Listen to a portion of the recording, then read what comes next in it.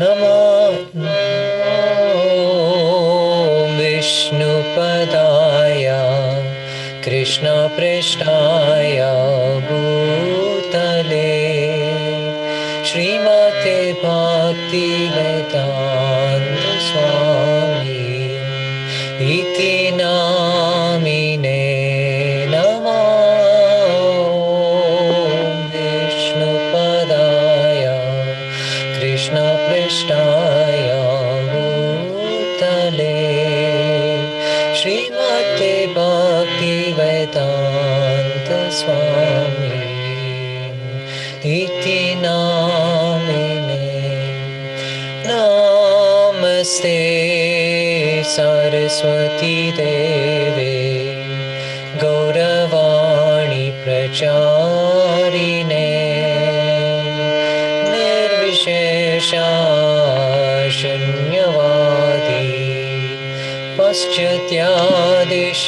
पाश्चात्यादिशतारिणे नमस्ते सरस्वती देवे गौरवाणी प्रचारिणे निर्विशेषा शून्यवादी पाश्चात्यादिशतारिणे जय श्री कृष्ण चैतन्य प्रभु नित्यानंद श्री अद्वैता गदाधर श्रीवासादि गौर भक्तवृंद जय श्री कृष्ण चैतन्य प्रभु नित्यानंद श्री अद्वैता गदाधर श्रीवासादि गौर भक्तवृंद हरे Krishna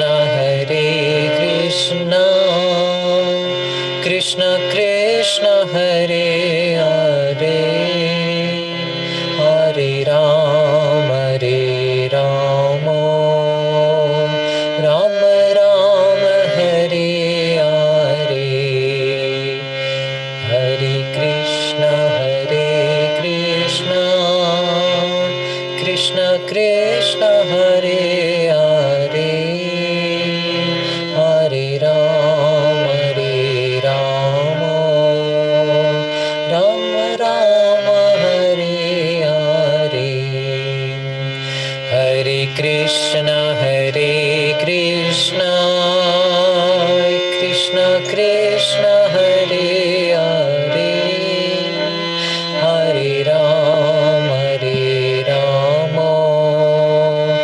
Ram Hare Hare Hare Krishna Krishna Hare Hare Hare Ram Ram Hare Hare Hare Krishna Krishna Krishna Hare Hare Hare Ram Ram Hare Hare Hare Krishna Krishna Krishna Hare Hare Hare Ram Ram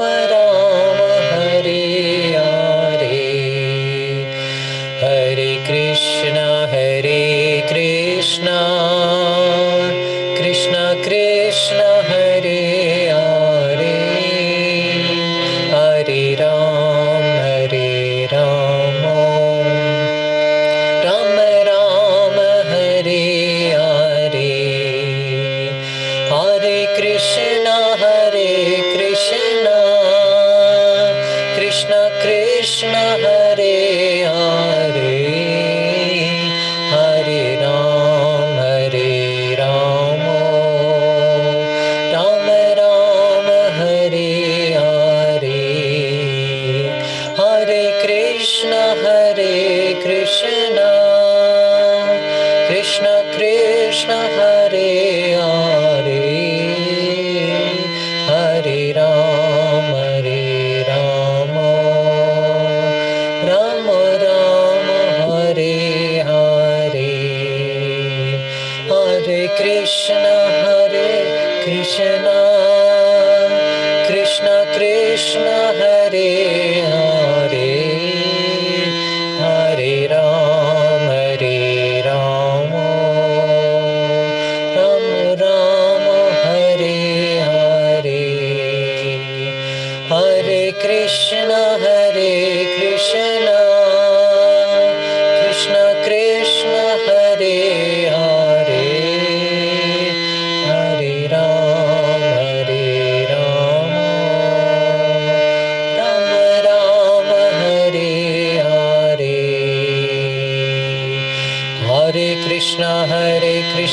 Krishna Krishna Hare Hare Hare Rama Rama Hare Hare Hare Krishna Krishna Krishna Hare Hare Hare Rama Rama Hare Hare Hare Krishna Krishna Krishna Hare Hare Hare Rama Ram Hare Hare Hare Krishna Krishna Krishna Hare Hare Hare Rama Ram Hare Hare Hare Krishna Krishna Krishna Hare Hare Hare Rama Ram Hare Hare Krishna Krishna Krishna Hare Hare Hare Rama Ram Hare Hare Hare Krishna Krishna Krishna Hare Hare Hare Rama Ram Hare Hare Jaya Giri Govardhan Jaya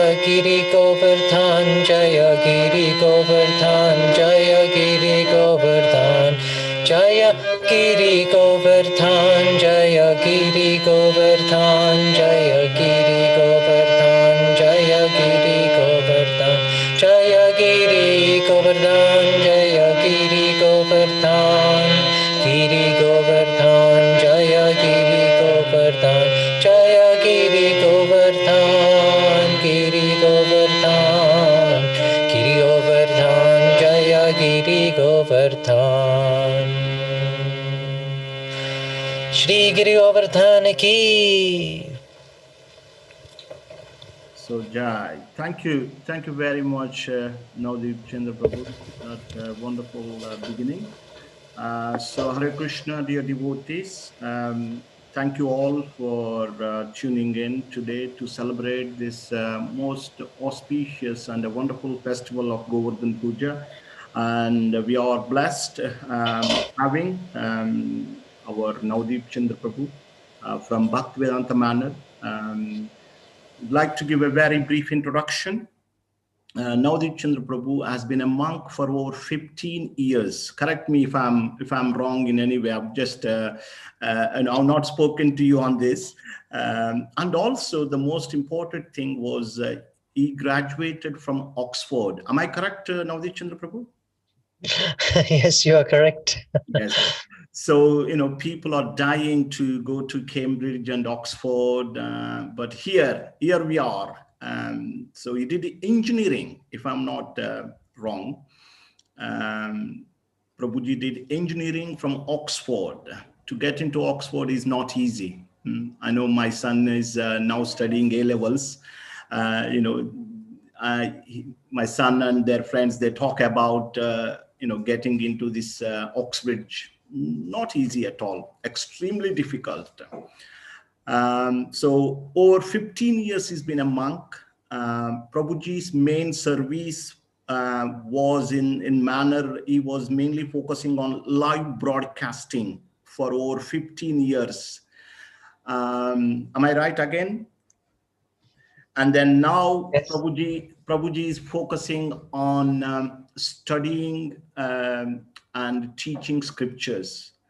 I know that our Navdeep Chandra Prabhu recited Bhagavad Gita when Gita Jayanti ceremony was there. I observed him. Shruti Dharma Prabhu was mentioning many times that Navdeep Chandra Prabhu had memorized entire 700 verses of Srimad Bhagavad Gita. We all dream to memorize, some shlokas here and there, or one chapter here and there. But Shruti Dharma Prabhu mentioned many times, Prabhuji had managed to memorize all 700 verses. So we are very grateful, Navdev Chandra Prabhu, for kindly agreeing to give your time and your association to us.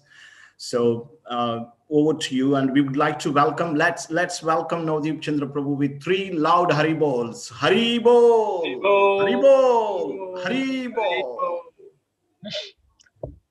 Thank you all very much. It's very kind of you. I do not necessarily deserve that eloquent introduction, but thank you, Gauranath Prabhu, for the warm welcome. I have a little request. Maybe everyone could just briefly turn their cameras on so I can actually see you. Yeah, it becomes personal. We are personalists. We are not impersonalists. Hare Krishna. Thank you.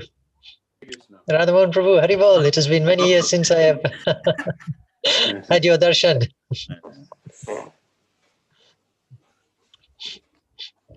I'm just coming out of kitchen, Prabhu, so I'm sorry about that. I need to dress up. Making prasad. He's making very good.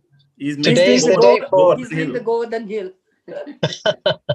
Yes, today is the day when much prasadam is supposed to be cooked. Yeah. And eaten, although it's questionable how much you can eat on your own in isolation. So many tiffins for the next few days, I think. Well, thank you. It is wonderful to be with all of you again. Vancha kalpatrubhyascha kripa sindhubhya evacha patitanam pavanebhyo vaishnavebhyo namo namaha. So here we are. Today is the very special day. The very special day of Shri Govardhan Puja. And this is such a wonderful and dynamic and how can you say intricate pastime. There are many different stories, sub-stories within this pastime, and I'm sure as experienced devotees you have all had much meditation on Shri Govardhan Hill, and you have celebrated many Govardhan Pujas in the past. So this year's celebrations are definitely a little unusual in the sense that we are unable to serve together and join in the festivities together. So we have the next best thing, which is the Sangha online, which in terms of potency can be just as potent, providing we take that association nicely. So we have that chance today. And so I will discuss something about the Govardhan Leela.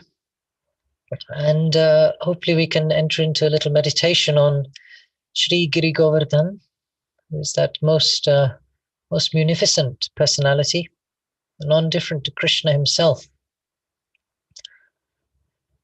And so this Govardhan Puja day obviously falls every year after the occasion of Diwali.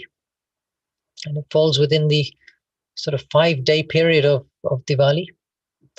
And it is a joyous occasion for most people.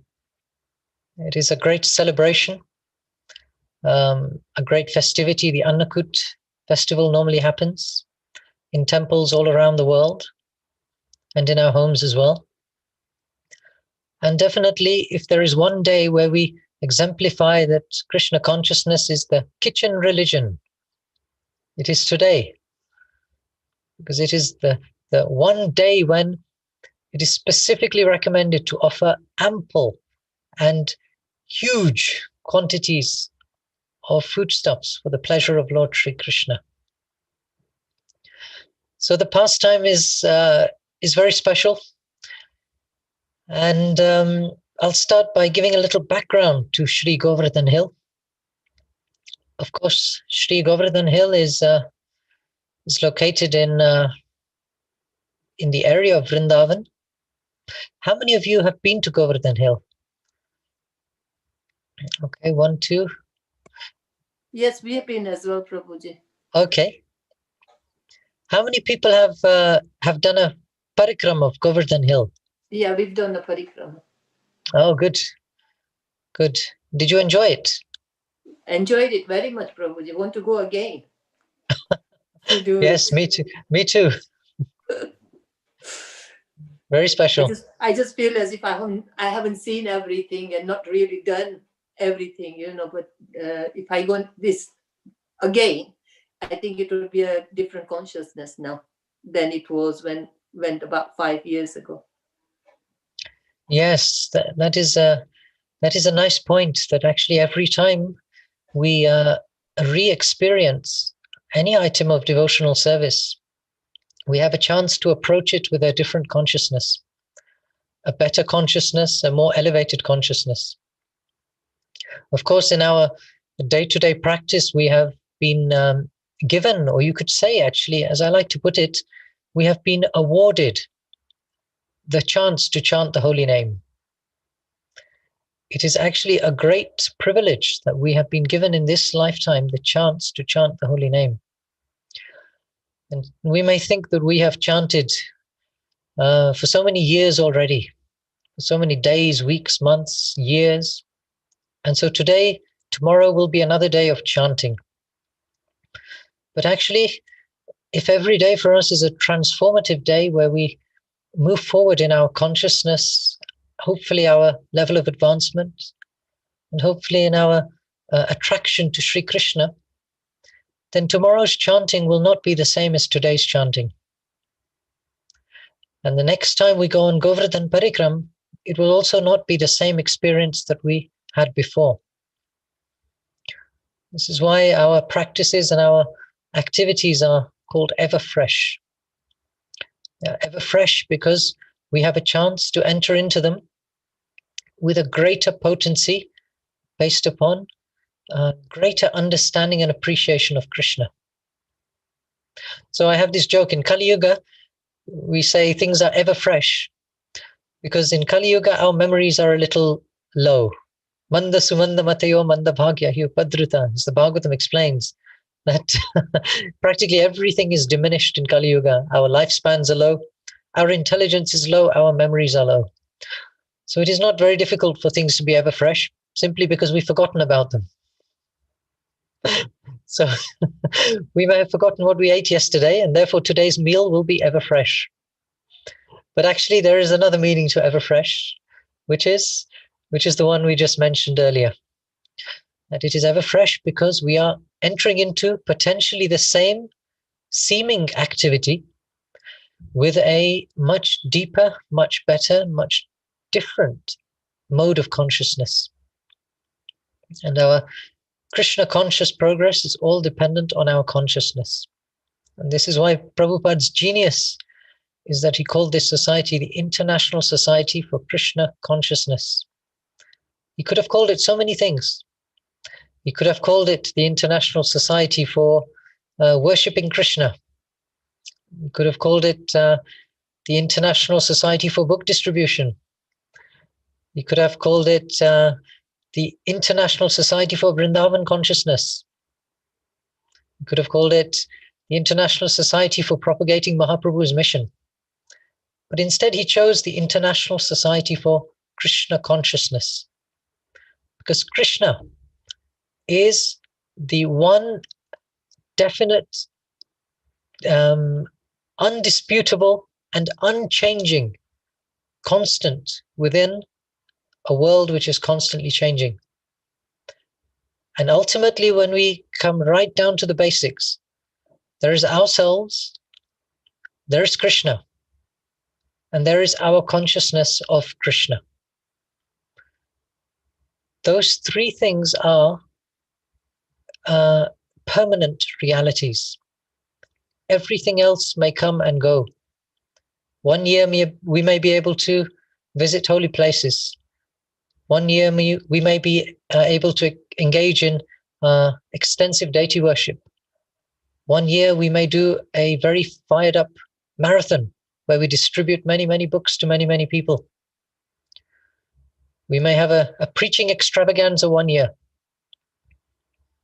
But one thing that will never change is that we exist as jivas, that Krishna is there as the Supreme Lord, and our relationship with him. So our consciousness of Krishna is the one permanent factor, which is our activity for this lifetime, and is also the metric by which our life is judged. How conscious are we of Krishna at the end of it?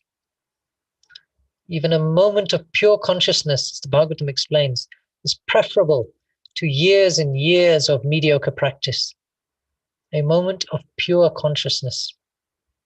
So through these festivals, such as today's festival, the Govardhan Puja, we try to incrementally, little by little, increase our consciousness of the Supreme Lord Krishna and immerse our consciousness in his pastimes. Nam Rupa Namani Rupani Yashon Kitanyat Shrinvanti Gayanti Grinanti Sadhava.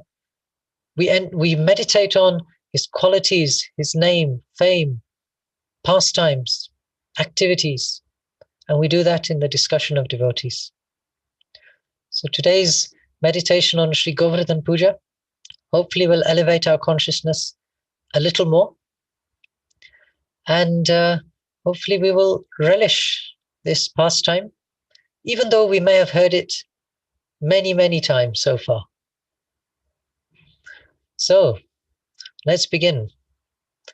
Once upon a time, long, long ago, there was a special person. There was a person in Satya Yuga called King Dronachal. And it's described that he was in eastern India, roughly eastern India, in a place called Shalmali Dweep. Of course, if you read the 5th canto, you'll understand that Shalmali Dweep, Kroncha Dweep, and all of these others are different locations within the cosmic universe. So they may be in other planetary locations as well. Now, many of the planetary systems, many of the lokas around the universe also have a mapping here on Earth. So sometimes there is a place on Earth where these places also manifest simultaneously. So sometimes people say, is this place in India or is it on some other planet? Well, it can be both, because it may manifest here, but also be present somewhere else. And that, of course, is our understanding of the holy land of Vrindavan, that it is Krishna's abode directly, which is transported, you can say, recreated based on the original and manifests in Braj. It's a very, very potent and special understanding. So this King Dronachal manifested as a great mountain. Now, with our modern understanding, we can't conceive of the idea that a mountain can have a personality, that a mountain can have a living entity behind it. We see it as just an inanimate object. But actually, it's not that difficult to understand, because we know that Mother Earth herself is a person, even though the entire planet is hers, is her in one sense. So it is not such a surprise that just like we are made out of the elements, these subtle ingredients and the gross ingredients, so it is not so inconceivable that other living entities can also be made out of Mother Earth's element, and they will have their own identities within the material nature. So this personality, Dronachal, appeared in Shalmali in eastern India. And he had a son, which is even more inconceivable. How does a mountain have a son? Well, that requires a little bit of acceptance of powers superior to us, of possibilities that are superior to our comprehension. And so this personality had a son who manifested as another mountain. And this mountain was called Govardhan. This mountain was exceptionally beautiful. Somehow the demigods detected from the appearance of this personality, that this was someone very special. And so they showered flowers from the sky and banged their kettle drums. And you know what they do when something amazing is about to happen? All the usual things. They start the heavenly kirtans, they send flowers, everything is auspicious, and they celebrate. So you can imagine such a beautiful mountain, Govardhan, was extremely, how can you say, was extremely pleasing to his father, Dronachal. And therefore he was very, very attached to him. Well, as normally happens, and during this period of Diwali, we of course are celebrating the victory of Lord Ramachandra. We know that just as Ramachandra, just as Dashrath Maharaj was very, very fond of Lord Ramachandra, then the great sages, Vashishta, Vishwamitra, came and made a request. We want your son. That itself was a cause of great heartbreak for Dashrath Maharaj. So similarly, who comes on this occasion? Well, a great sage by the name of Pulastya Rishi. And I have a few pictures here which I will show you to try to increase our meditation. So Pulastya Rishi comes, and this is Pulastya Rishi. And he requests he requests the father, Dronachal. He says, I would like to take your son as charity. Because when a great sage comes, you're supposed to offer something to the great sage. That is the way by which the householders benefit. Because when they serve the sages, when they serve these saintly persons, and they try to please them, they receive unlimited blessings from the sages. And this principle is found throughout the Bhagavatam. Throughout all the scriptures, this principle is described. And is demonstrated by Lord Krishna's own personal example in his attempts to satisfy and please the Brahmanas. So this great sage came, and you can imagine Dronachal's heartbreak at being asked, I want to take your son. But of course, ultimately he knew that the principles of religion mean that one must fulfill the request. And so reluctantly, with great sadness, he gave his son to Pulastya Muni. And Pulastya was about to leave. So then Govardhan said, how will you carry me? Because after all, we're not dealing with a little object. We're talking about a gigantic mountain. He said, how will you carry me? And so Pulastya said, no problem, I'll just lift you in my right hand. And that was it. So Govardhan said, okay, but I have one more condition. For me to come with you, there is one more condition. I will travel with you, and I will go wherever you want. But the moment you put me down, I will not move from that place. Now, Pulastya Muni, his plan was that he would go to Varanasi. And his plan was that in this beautiful abode where all the devotees of Lord Shiva are, that this beautiful Giri Govardhan would be there and he would take up residence there. Well, somehow by Lord Krishna's mercy, the sage traveled through Vraj. He traveled through the Vraj area. You can imagine this is happening many, many years before Krishna's personal arrival on earth. We're talking about a different yuga, Satya Yuga, as I mentioned. And so he's traveling through this Braj, which is still a holy land, even all those years ago. Very special place. And he traveled through and he came to this beautiful place, this beautiful, sanctified, spiritually potent place. And Govardhan was looking around and he said, I like this place. I want to stay here. So he played a little trick. Govardhan is supremely powerful. So at that time, Pulastya Rishi suddenly had a call of nature. Govardhan inspired him that it's time to go and do your natural business. And so without thinking of the consequences, when you have to go, as they say. And so the great sage put him down immediately. And then he went off, attended to his business, and came back. And then he tried to pick up Govardhan again. And Govardhan did not move. The sage was trying and trying and trying. And he became very angry. These sages are prone to giving great blessings, but they're also prone to becoming angry. But he realized actually that he has fulfilled his condition and I've actually broken my part of the deal, which was that the moment I set him down, he will not move. Still in anger, he cursed him.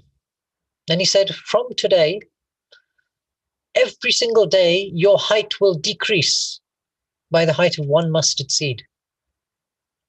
And so every day, this Giri Govardhan reduces in size by one mustard seed. Now that's a story that I'm sure you all know, how Giri Govardhan is sinking. And in the years gone by, he was much, much larger. We have figures of 80 miles long, 50-something miles wide. Now today, Govardhan is definitely impressive, but not really 80 miles long or 50 miles wide, at least according to our vision. But this is how Govardhan's pastimes go on. Right from the beginning, this great person, who is Krishna himself actually, wants to come to the earth in order to assist the personality Krishna to later perform his pastimes. And so this is a whole wonderful adventure which has taken place by Krishna's arrangement. Now the arrival of Govardhan, that is of course how Govardhan arrives through the agency of the devotees. But of course, we should not forget that there is the divine Leela of Radha and Krishna, which is the sustaining force actually of everything in this universe, but specifically of pastimes and activities in Vraj. And so, once upon a time in Goloka Vrindavan, Krishna said to Srimati Radharani, he said, my dear Srimati Radharani, soon it will be time for us to make pastimes, to engage in pastimes on earth. Therefore, please go to earth now. And Srimati Radharani said, I'm not going to be fully happy with this. She said, unless Vrajadham is there, and unless the river Yamuna is there, and unless the Govardhan hill is there, I will not be fully happy. So Krishna said, don't worry, I've made all these arrangements already. And so this is the preparation he had made with these great sages and Dronachal prior to that. So you can see these are multiple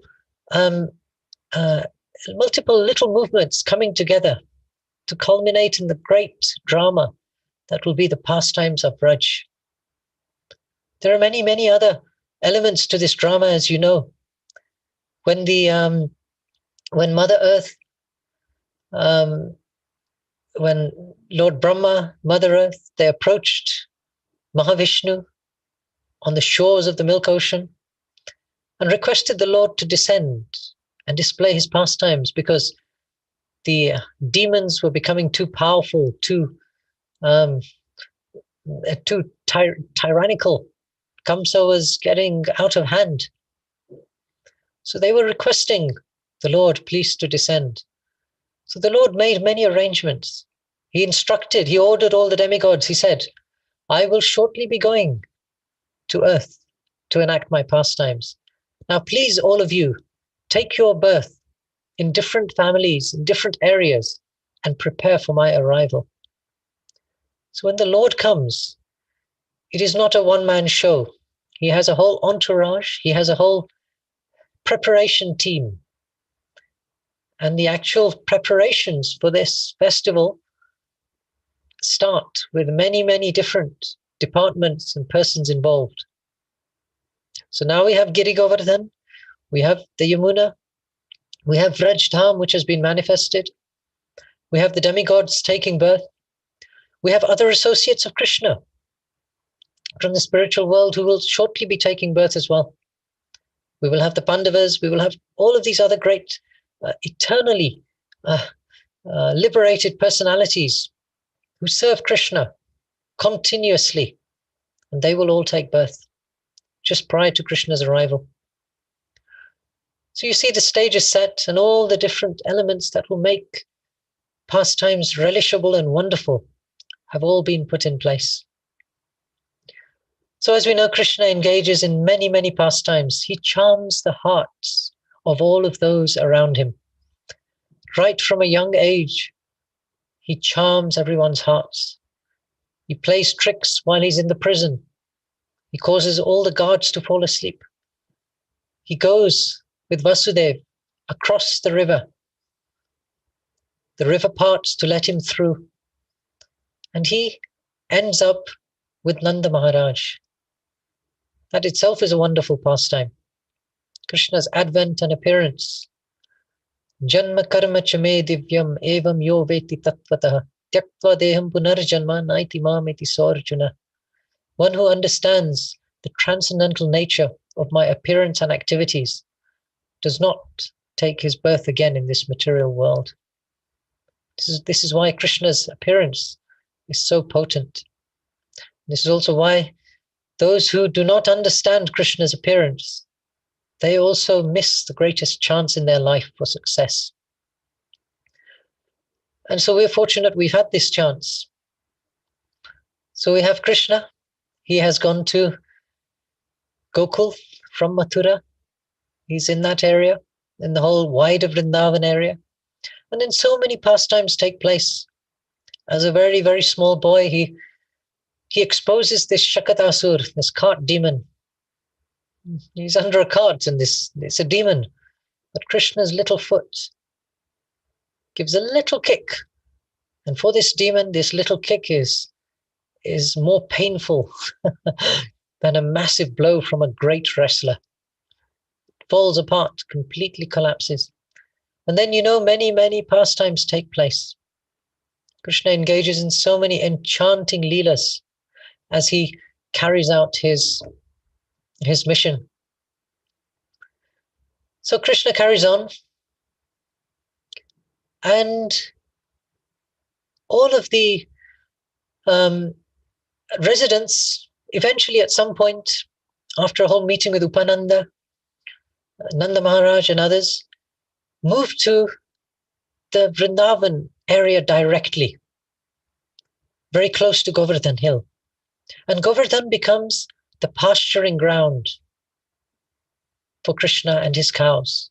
Nanda Maharaj's 900,000 cows, plus all the millions and millions of cows from all the other families. It's a vast landscape. And so Govardhan becomes the seat of their pastimes. And so you know what Krishna is like. He comes and he enchants everyone with his wonderful persona, with his wonderful pastimes, with his wonderful playful nature.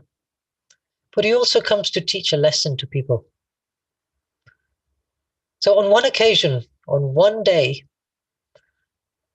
all the residents were preparing a great festival, a great sacrifice, a great offering to Indra. Why were they doing this? Because they recognized that Indra is one of the controlling demigods, and that rains come from Indra. As it says in the Gita, from rains come grains. And then when there is cooperation between men and demigods, prosperity will reign for all. So this is an important part of the interaction between humans and demigods. It's a natural order of offering respect. So following this, they would create a great festival and make many offerings to Indra to appease him so that rains would come.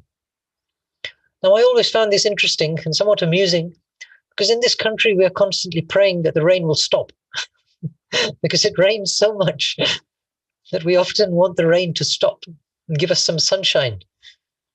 But in India, actually, the prayer is sometimes for the opposite, because the late spring and the summer is so hot, so unforgiving, that rains are necessary so that the next cycle can continue, so that the seeds can be watered, so that the shoots can grow, and so that spring can come again and the whole cycle can take off. So it's a slightly different perspective. But as Prabhupada said, adequate rainfall means actually regulated rainfall. So the problem in Kali Yuga is that things are not regulated. We either have too little or too much. So the offering of sacrifice is necessary just to have regulation. So they created this magnificent sacrifice. And Krishna said, why are you doing this sacrifice? And the parent said, Nanda Maharaj said, don't worry, this is a matter for adults. You just go and play. We're just doing a big sacrifice. It's something we do to offer to Indra. And Krishna said, as any of you who have children, he said, but why? Why? Children always want to know why. They're never satisfied with an answer. So when he said why, again, Nanda Maharaj said, okay, Indra is the demigod. He supplies us all our rains. And we need rain so that all these grasses can grow and the cows can eat nicely and they can be happy. And all the vegetables and fruits they can grow so that your mother can cook nice items for you and you can eat. And Krishna said, But he said, but I see that actually Govardhan is the one who supplies all these items to us, not Indra. I've never even seen Indra. Nanda Maharaj said, yes, that's true, but Krishna said, look, it's because of Giri Govardhan that we have land to pasture for our cows. All these beautiful trees, lakes, rivers are all part of Govardhan. It is a beautiful place. So why don't we offer service to him instead? It makes perfect sense that we should always offer service to the source. Well, you can imagine this conversation went back and forth, but with every argument, when Krishna is making an argument, you can imagine that the opposing side gradually becomes weaker and weaker and weaker. And so eventually Nanda Maharaj was out of arguments. Krishna's potency is so much that with his sweet, charming words, he managed to completely change the attitude of all the adults present. Such a nice pastime. He changed all of their opinions until eventually they were completely convinced that yes, we should create a gigantic festival and offer it to Giri Govardhan. So they did. They created a magnificent offering. Nanda Maharaj was sending all the Brajavasis to their homes saying, bring different foodstuffs, bring different preparations, chapatis, sabjis, sweets, drinks, all varieties of delicious items. And they made a massive arrangement. Then Krishna himself manifested as Giri Govardhan.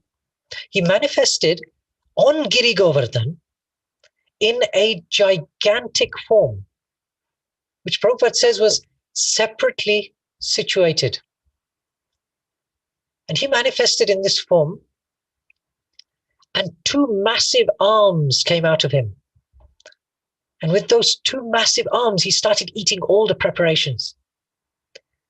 He ate everything, the whole lot, enough to feed villages and villages. Nanda Maharaj said, "It's finished, go and make some more."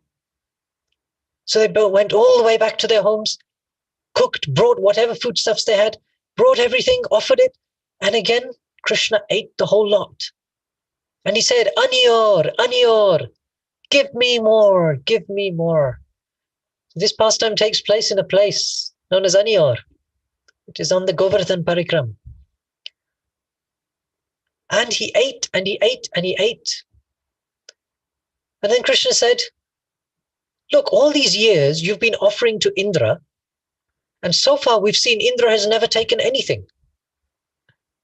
But we've just made huge amounts for Krishna, for Govardhan, and he has eaten the whole lot. I have much more faith in Govardhan than I have in Indra." So this was the festival. This was the grand Annakut festival.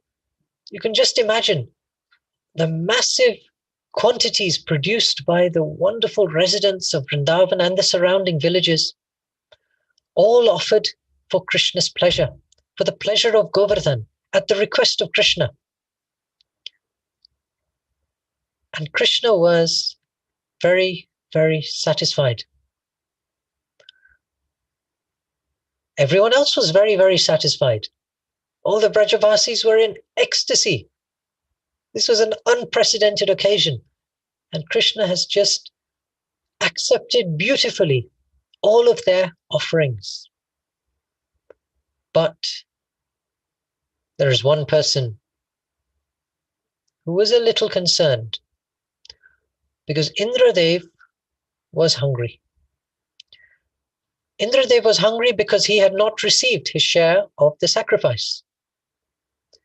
And the demigods need their oblations. And Indradev was also rather concerned. He said, "Who is this impetuous upstart who dares to change traditions, who dares to alter the systematic laws of the universe and replaces them with his own concoctions? Who is this small child? And who are these adults who are allowing him to do this? I must chastise them. I must punish them so that they will never make this heinous mistake again." And so Indra called his soldiers. He called the Samvartaka clouds. These are the clouds which are sent at the time of destruction. And he said to them, "Go, here are your orders. Go to this place, Vraj. There is this group of impostors there trying to usurp my position. Kindly give them a little watering." And so they went. And yes, there was a little thunderstorm. A little thunderstorm, maybe a big thunderstorm. But in any case, everyone was completely distressed. Everyone was in deep distress, and they didn't know what to do. Their entire belongings, possessions, their clothes. When these clouds come, it is terrifying. If any of you have been in India during a storm, I've experienced a few storms in Mayapur, and they are quite frightening. Because within a few minutes, huge torrents of rain come. Thunder, lightning. It's many times more severe than the worst storm we see here in England. Massive storm comes. And there's a flood within a few moments of 6 inches. It's quite terrifying. So all the Brajavasis were completely frightened. And they did what they knew how to do, and only what they knew how to do, which was they went to Krishna. And they said, "Krishna, save us, save us." Krishna said, "Don't worry, I will protect you." Krishna is always there for the protection of his servants. So Krishna effortlessly, with the small finger of his left hand, lifted Giri Govardhan. The same Giri Govardhan that the great sage Pulastya could not lift after he placed him down. Krishna lifted him with one finger, held him high, and said to all the villagers, "Come inside. This is for your protection. It is nice. It is peaceful. It is enjoyable. Just come and take shelter and be peaceful." And they all came. They all came. And it's described for 7 days this pastime took place. For 7 days, this wonderful Leela took place, where so many interactions happened. The elder members of the cowherd community all got their sticks and they started holding up the hill. They were saying, "Krishna, he's going to be so tired. We need to help." And so they were all doing it. And at the end of it, they thought, okay, we are the ones holding up the hill. How can Krishna, this small boy, be holding up this hill? The gopis were there. The cowherd boyfriends of Krishna were there. And they were all exchanging great loving reciprocation with Krishna just through glances. Krishna was stuck in one position. He couldn't move really. But an entire exchange took place just through the heart, just through looking at Krishna's beautiful form, just through them receiving Krishna's merciful glance. Everyone was in great bliss. They enjoyed this pastime like never before. There are so many different depictions you can see of this pastime, different illustrations. Different activities are always described. And it was a tremendously ecstatic experience. Indra became a little confused. And he didn't know what to do, because he thought, I've just sent the most powerful weapons I have.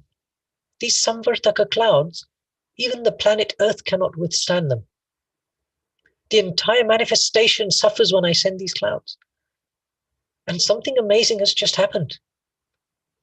He said, I must be dealing with something very powerful here. He ordered the clouds back. And everything became calm and peaceful. Outside, the storm stopped. And then Krishna, just as effortlessly as he had lifted up Giri Govardhan, immediately set Govardhan back down. He set him back down on the ground. And everyone was tremendously relieved. They were looking at Krishna with great adoration, great love. And they resumed their normal duties. They went back to their lives. They enjoyed the great festival that had just taken place. And they just enjoyed the 7-day wonderful experience after the Govardhan Puja festival. Today is the Govardhan Puja day. That is, of course, the day that all the foodstuffs were offered to Krishna on that great day, and when the whole Aniyor pastime takes place. So for 7 days after that, this is when they were hiding under the hill.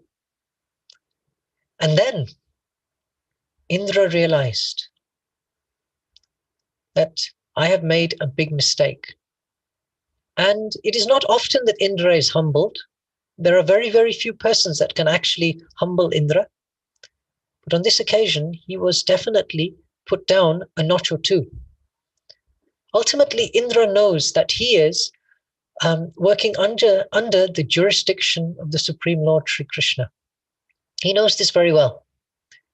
The problem was that he could not understand why Krishna would choose to appear as this innocent, small, playful, childish baby boy who would not really follow any extensive austerities or regulations or formality.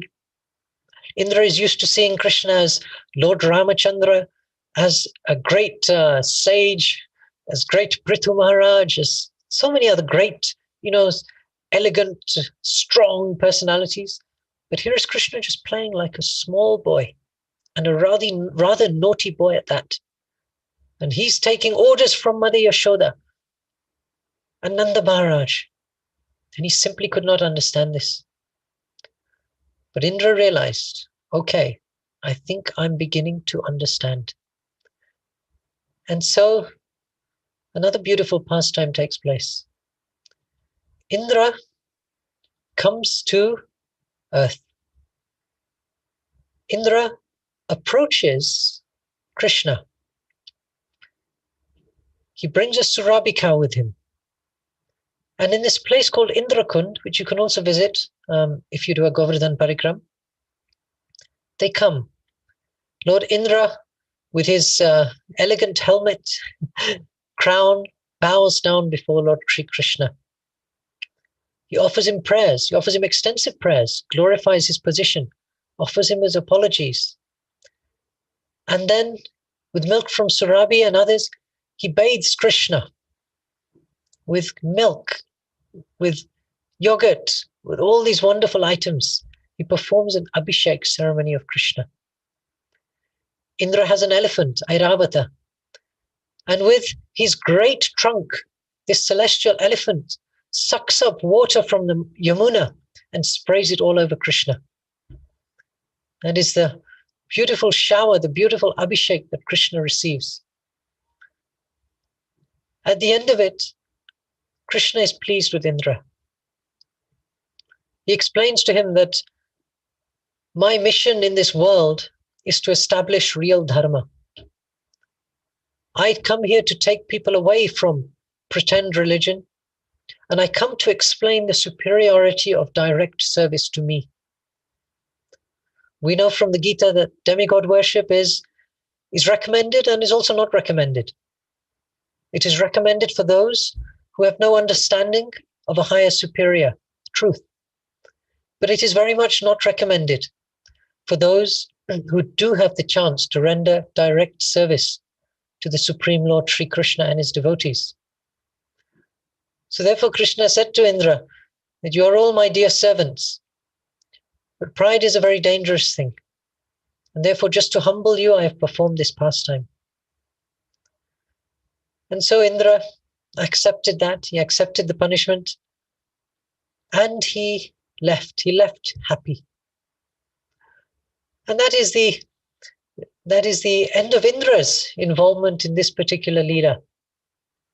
You can see how important a role Indra plays. That Krishna is so kind that he performs this huge pastime and just reciprocates with Indra. Krishna could have, just with one finger of one hand and just a little thought, he could have immediately dissipated those Samvartaka clouds. They could have simply just dissipated into nothingness. But rather he wanted the whole pastime. He wanted to see the wonderful experience of the Vrajavasis. He wanted to see their frightened looks. He wanted to see their sheer helpless condition. And he wanted to see their complete surrender to him. And he does that. In fact, we celebrate that desire of Krishna every day this month. During this month of Kartik, we celebrate the Damodar Leela. And during the Damodar Leela, we celebrate the fact that Mother Yashoda tried to bind Krishna and failed and failed and failed until she was exhausted and there were beads of perspiration running down her face. And she was totally distraught. And only at that point, Krishna allowed himself to be bound. He allowed himself to be bound by his mother's pure love. So we celebrate this aspect of Krishna, how he entices from us complete and utter dependency. What is highly fortunate for all of these persons is that they felt complete helplessness and took great shelter of Krishna. They display such an intensity of attraction for Krishna and a desperate wanting to have Krishna that Krishna is obliged to reciprocate. And so for us also, that's maybe a little indicator of a type of internal development that we will have to go through before we gain the complete shelter of Krishna, we have to come to that stage of being completely dependent on Krishna. We have to come to that stage of being completely materially exhausted. That is Queen Kunti's version. She says that only those who are completely materially exhausted can approach you with sincere feeling. Otherwise, it cannot happen. Because as long as we feel that our umbrellas can protect us, or that our family members can protect us, or that the trees will protect us, or that the armies of the world will protect us, or that our great intellect will protect us, maybe our great beauty, our charisma, our ability to influence others, our ability to maneuver work colleagues to following our direction.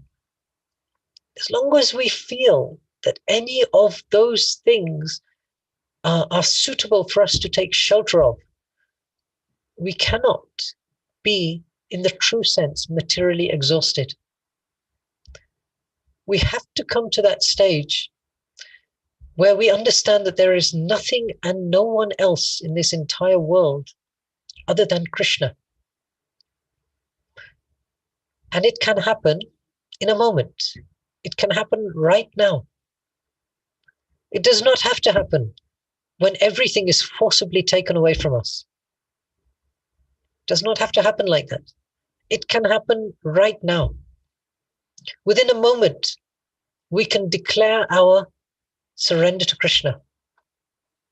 We can mold our life so that it works under a desire to please Krishna. We can carry on all our activities in a mood of complete detachment, but a mood of complete attachment to Krishna. Then we will slowly and slowly make progress in this one metric. What is our level of complete dependence and taking shelter of Krishna? So that is the wonderful Govardhan pastime. We're very fortunate to have the chance to think about the pastime, to celebrate the pastime, to even know Krishna engages in this pastime. That itself is a great privilege. So I'm not sure what wonderful festivities each of you are planning in Manchester now. Maybe you could, maybe I could hear from you. How are you planning to serve Govardhan Puja today? How are you planning to celebrate Govardhan Puja? So Hare Krishna, Nadir Chandra Prabhu. Yes, we had a morning program, and now devotees have made Govardhan out of bhoga, and there will be Harti as well. And a devotee family agreed to perform a little Abhishek to Govardhan Shila. So that will be broadcasted as well just after the class. Yeah, so, and some kirtan and prasadam, everybody has to take at their own place, unfortunately. Yes. So are you all coming together somewhere? No, Prabhu, because we are all Gurasthas, everybody living in their own place, and yeah, so. Right. So the Abhishek, it will essentially be a broadcast event, right, for everyone? Exactly. Okay. It's all virtual, Prabhu. Very nice. It's all virtual. Virtual, but the consciousness can be real. Virtual physical arrangements, but the consciousness can be very real. So one advantage of these virtual meetings, Nadir Chandra Prabhu, we wouldn't have had you here easily in Manchester. If we invite you to come to Manchester, you would have told Prabhu, like, it's difficult to travel and everything. But now, so, you are still in manner, we are able to hear from you. That's one plus positive side of these virtual classes. Yes, that is true. It is true. I'm experiencing that also. We have a chance to interact much more widely now. Yes. There must be many senior devotees here. I wonder if they could maybe share something, some meditation for, well, for myself at least, on Govardhan.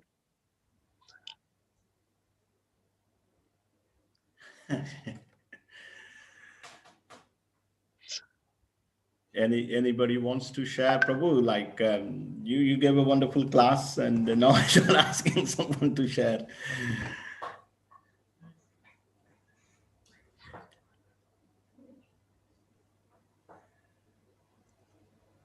Krishna, Prabhu, can I just say something, Prabhu?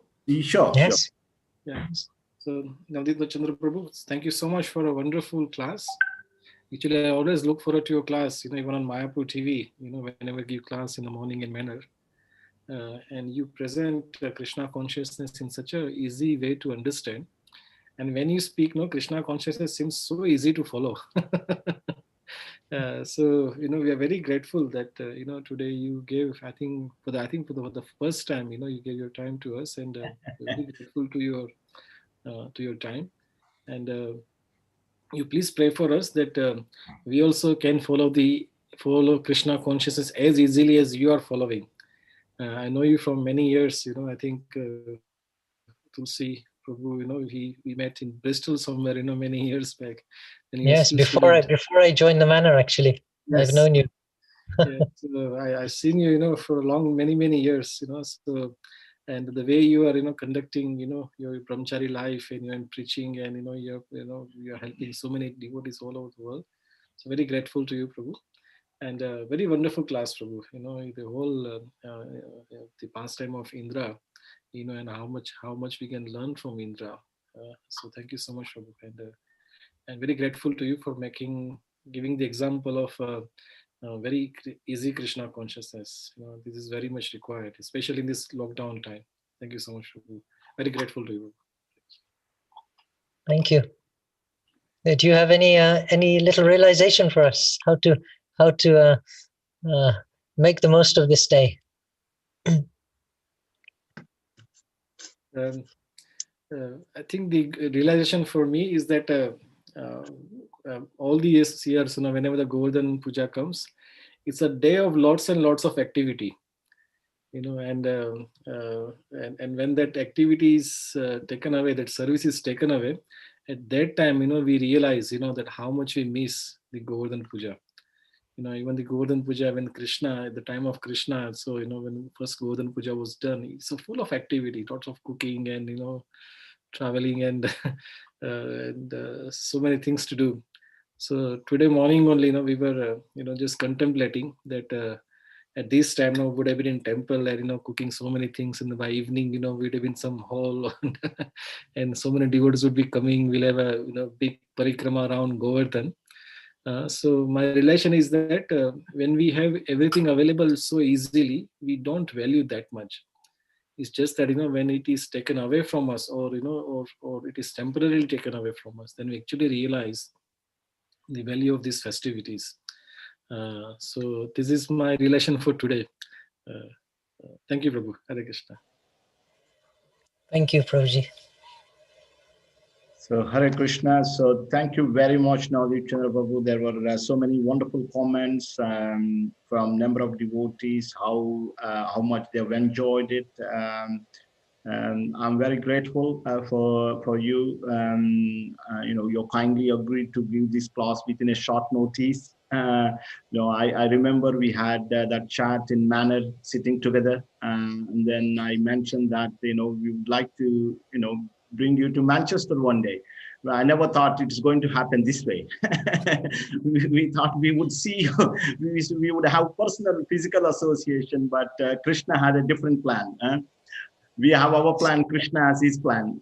So wonderful. Thank you so much for nicely explaining. And as Radhamohan Prabhu's mentioning that, you are a very good example for all of us, that how you giving your life, although you are as I mentioned, yes, materially so highly qualified, yet, you're fully giving your time to Krishna. Fully dedicating. I still remember that chat we had, so yeah, that is definitely an inspiration for me especially. So thank you very much, and we hope to hear from you again soon. Haribol? Yes, more devotees can comment. Yes. Yep, Haribol, Prabhu, how can you memorize 700 verses? You must be having Sri Airavat's memory. It is possible. I can't honestly say I can still remember all 700 at this point. But it is possible. You would be surprised actually when most of our Gurukul boys, when they were studying in Vrindavan Gurukul and other places, possibly Mayapur as well, many of them did learn the entire Gita by a certain age. So when children start early, the memory is very, very fertile, and they can learn it. It's really just requires a little practice and training. But the verses are very potent, and what's interesting is that Prabhupada he actually established the daily reading of the Sanskrit verses by all the devotees every morning in the temples. Because obviously, as we know, he says on many occasions, being a Sanskrit scholar, being a Sanskrit expert is not required. Rather, it's the meaning. But yet, Prabhupada still had all the devotees read the Sanskrit, and if it's Chaitanya Charitamrita, the Bengali, because that sound vibration is very purifying. So it is very nice, actually, if you can try to just learn some verses as well, just as a sort of routine activity. Sorry, any tips as to how you can memorize? I honestly have very great difficulty in memorizing verses. I've tried.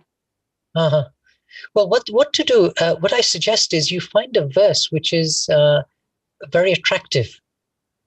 There are some verses which, when you read them, they are just exceptionally. They speak to you. You read the translation. You read the Sanskrit. It will say something to you that this encapsulates something very. It's just like a precious jewel. Then what you do, you have a go at reciting it yourself. If you find that difficult, if you can't quite read the Sanskrit correctly, then ask someone else to maybe make a little recording for you. No, I can read it. That's not a problem. I can read it, and I relish reading it. All that is beautiful, I just take advantage of the nectar. But when I actually go to memorize it, I can't memorize it. So the trick for that is, so once you've got the verse in a way that you can absorb it, it's you repeat it and you meditate on it. You think of each word. You think of the words within the verse. For example, Dharma Kshetre Kurukshetre Samaveta Yutsavaha Mamaka Pandavas Chaiva Kim Akurvata Sanjaya. You can go through each word. Dharma Kshetre Kurukshetre. It's so ironical you picked up this verse because we were supposed to memorize this verse last Sunday. Oh. And I just couldn't memorize it. This verse for us tends to be easier to memorize because when you start reciting the Gita, you practice this one more than any of the other verses because it's right at the beginning. Right. Prabhupada's purport to this verse is exceptional because Prabhupada explains in this field of Dharma Kshetra, all the unwanted weeds like Duryodhan were going to be uprooted. So you think of the words, you get into the words themselves. Kshetra means field. Dharma Kshetre, Kurukshetre, it's the field where the Kurus are active. But it's a field of Dharma. It's a Dharma Kshetra where actually Dharma is now going to transplant everything else. In this field of Dharma, how can anything that is adharma survive? So when you actually absorb mentally into the meaning of the verse, you will find it becomes that much easier. Because then you can simply remember Dharma Kshetre, Kurukshetre, and the meter is also can be helpful. So if you practice the verses with a certain meter, a certain tune, then they're easy. And then it's just repetition and meditation. Maybe we can have one class separately. Prabhu can give us some tips. That would be nice. Many devotees like Meena Mataji would be interested, and Neeru Mataji also opened her camera, so probably Mataji would also be interested. Maybe we'll do that, and then so it would be very, very beneficial, Prabhu. So I will again be in touch with you on that and on other things as well. Thank you. Govinda Prabhu, you raised your hand. Would you like to say anything? Thank you for the tips. Yes. Hare Krishna Prabhu, thank you very much. I would like to welcome you again to Manchester and express my gratitude for your wonderful class and give us the opportunity to hear from you. I'm also a very big fan of your classes anyway, so I'll watch all your classes on my TV. I've got one question regarding the Krishna's pastime. Krishna's pastime, surely they are very, very difficult to understand and very difficult to conceive. I mean, at least to me, the lifting the Govardhan hill, to my very little brain and very little knowledge, I find it difficult, to tell you the truth. I find it difficult to conceive and how to, because when you live in this material world, the things around you, and then you never see anything like that, even a fraction of it. What would you advise, for a conditioned soul and a person like me with a little understanding to understand it? I know most of them, we keep saying they are very unconceivable, but can you give us some advice, at least to some extent we can understand these great pastime? Yes, this is one aspect that Prabhupada spoke about a great deal, because many of the facts and pieces of information that we receive in the literature, in the Vedic literature, are quite inconceivable. There is one Vedic aphorism, Achintya khalu ye bhava natam starkena yojayat. It's a very important phrase. That which is inconceivable cannot be understood by logic and reasoning. Now that is a kind of a principle which we can use to approach these things. So now let's look at the inconceivable nature of it a little more. First of all, we accept that with our minds and with the best methods we have at our disposal, which is our logic and reasoning, or maybe some intuition, we will completely fail to understand many of the things that are written in the Vedic literature. In fact, Lord Chaitanya also deals with this point. On one occasion, when he's explaining about the supremacy of the Vedas, he explains that the Vedic literature is so potent and so powerful that it cannot be assessed by our inferior assessment capabilities. So he gives some examples. He gives the example of a conch. Now, normally, the bone of an animal is considered impure. But he says the conch is considered pure. There are good reasons for that. The Vedas declare that the conch is pure. Now, the stool of an animal is also quite impure. I mean, we don't need to discuss that further, but we know that stool is an undesirable, obnoxious substance. Yet the Vedas say the stool of a cow is pure. So Lord Chaitanya makes the point, and these are just two of the examples, he gives some others as well, that the Vedas have the ability to take us out of a system of logic and reasoning which largely works for our operations in this material world. And the Vedas give us a perspective on something that is completely outside of the capabilities of our logic and reasoning. With our logic and reasoning, at best, we can understand items within this world, at best. But with our logic and reasoning, we can never understand Krishna and his desires. Now, a very simple example is this. If you try to understand a person, say, for instance, your wife, someone's husband, a child, you can try to logically analyze the way they think, what they do, but it doesn't really always work. Sometimes people are screaming, I wish I could understand what he's thinking or what she's thinking. Because our logic and reasoning only goes so far. When we're dealing with different individuals who are actually spirit souls and unique personalities, and their connection and source of energy is actually Krishna and not this material world, then attempting to make sense of it with material methods is insufficient. We have to actually have the right tool for the right job. Now, I'll give you an example as sort of a simple scientific example. Different medical people or different researchers try to describe the existence of microbes, bacteria. Louis Pasteur, the whole thing, how microbes, bacteria were discovered. And then that's all they knew. So when there were all these other diseases like tuberculosis and other items where they couldn't see the pathogen, they couldn't see it. So they were completely lost. Where is this coming from? Well, it was only later when tests became more sophisticated, and then with the discovery of the electron microscope, that you could actually start to detect viruses. Until that point, you could not be even aware that a virus is possible. How is it possible that such an item is so strong, that it is a fraction of the size of a bacteria, but it still exists and has the potency to cause such damage? And we're all experiencing the virus consciousness right now. It's around us all the time with lockdowns and this and that and stage 1, 2, 3, 4. I think we were hearing on the news, Manchester had a particularly interesting set of discussions regarding lockdown. Is that right?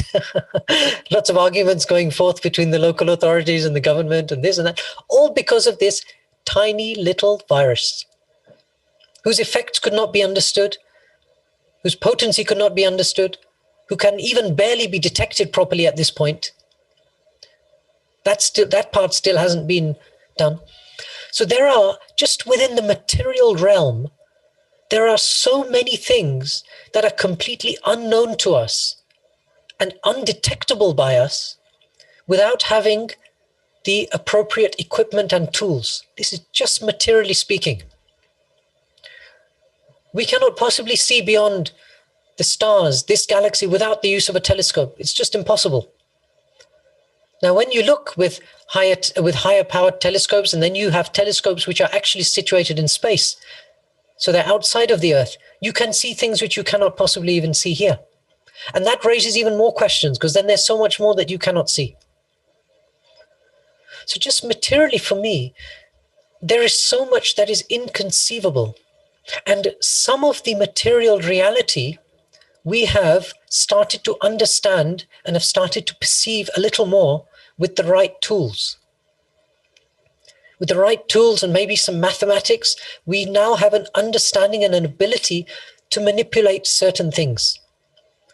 But the actual amount of knowledge we have is still minuscule. It is tiny. We have not even discovered or uncovered, or directly seen, what is below, say, a maximum of 10 kilometers or 10 miles below the surface of the Earth. We have not seen anything below that number even. 10 miles below the surface of the Earth. We do not know what is down there. Or at least we have not experienced it, because no one has managed to dig a hole that deep. So far, the biggest hole that's been dug is somewhere in Russia. You can look that up on Google later, what the depth of that hole is. But eventually it became so deep that they couldn't go any further. All the materials were collapsing. We know only a tiny fraction of reality. And the Earth's diameter is 40,000 miles. So where is 10 miles within that? Nothing. So the fact that we cannot understand something shouldn't be a big concern for us. If we imagine what it took to construct this Earth, what it takes to maintain all the planets in their orbits and to keep them in a completely harmonious cycle. Just on Earth, there are so many cycles. ecological cycles, and these days we're very concerned about the environmental damage that's disrupting all the cycles. I remember studying it at school. You have the nitrogen cycle, you have the carbon cycle, you have all these cycles, the oxygen cycle, water cycle. You learn about all these things, how nature has a system by which these things are transformed, used, repeated, regenerated. All of these systems exist. Who created them? We didn't. At best, we're just trying to describe them. Then look at the planets. If the Earth was a slight distance away from the sun than it is now, there wouldn't be the possibility of life. Small distance in its orbit, if it was further away, temperatures would be inhospitable for today's understood type of life. So there is a whole complex system of control that way exceeds anything we know about, just on the basics. When this Earth is produced, if we understand that the Earth is actually created, is manifested, you can see there's a great deal of creation involved. And that creation is already way beyond us, just what we can observe. So then when we are faced with details like this, that there is a mountain, there is a magnificent mountain which can be moved, we should see that it is possible. Just the other day, I read somewhere in China, they moved one massive building. This building was a large school, a 7,000-ton structure, something like that. And they needed to relocate it. So they put these little robotic legs underneath. I mean, probably not little, probably large. But there were lots of them, lots of these robotic legs underneath the structure. And they effectively walked this structure a distance of 60 or 70 meters, something like this. They moved a 7,000-ton structure to a new location. That's like moving a very small mountain. We can just look around the world and look at the miraculous or amazing feats that just happened today. And what they can do is open our eyes to something that's possible that we haven't yet experienced. Now, before this, for me, the idea of moving a massive structure was just inconceivable, because all we ever hear about is demolition. Whenever a structure becomes troublesome, they demolish it and build a new one. We've never heard of structures being moved at such a scale. But this is a truly amazing feat of engineering. But it is completely insignificant compared to the engineering that the Lord does and Lord Brahma does in creating this universe, and in just maintaining it on a day-to-day basis. So sadly, it is inconceivable. And we do not have the faculties to understand it. And actually, even if we get to the stage of being the topmost person in this world, like Brahma, we will still not understand. Ananta Shesh has trouble describing the glories of the Lord in full. Prabhupada says in one place, science, with all its abilities, may one day even be able to count all the atoms of the universe. But it will not be able to understand the personality of Krishna. Because that's outside of material, logical, reason-based. It's just outside. It's in a realm that's completely outside. It's Apaurushaya. Krishna is self-revealing, completely transcendental, adokshaja. He's out of the limits of what is possible through our endeavors. This is why the Vedas are so important, because the Vedas give us an entrance into something that is difficult. Now, the modern scientific propaganda teaches us, if something is difficult, if you don't understand it, just assume it doesn't exist. That's basically the underlying theme behind most modern propaganda.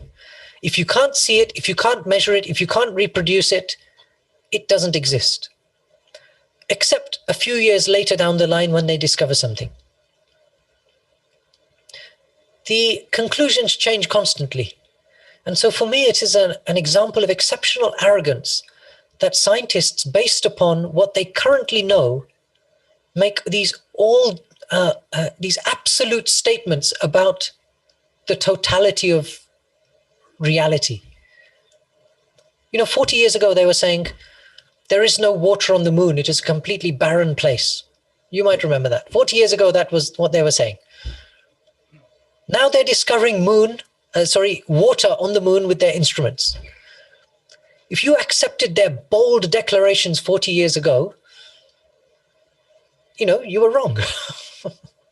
It's as simple as that. So the fact that someone doesn't know something or does know something now has no bearing on what is actually possible. So there is really, this point is fundamental, that this world contains things that are way beyond our consideration.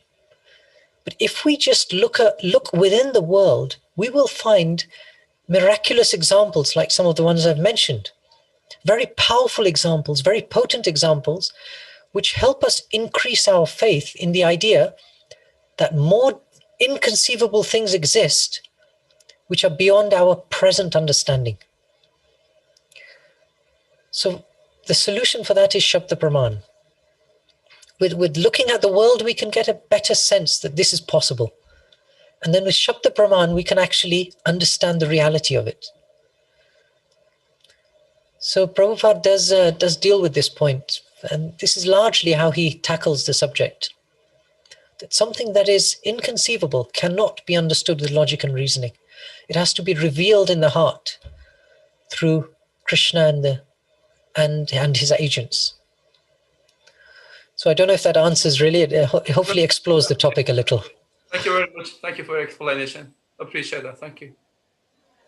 Okay, so thank you so much, Nadir Chandra Prabhu, for that wonderful explanation.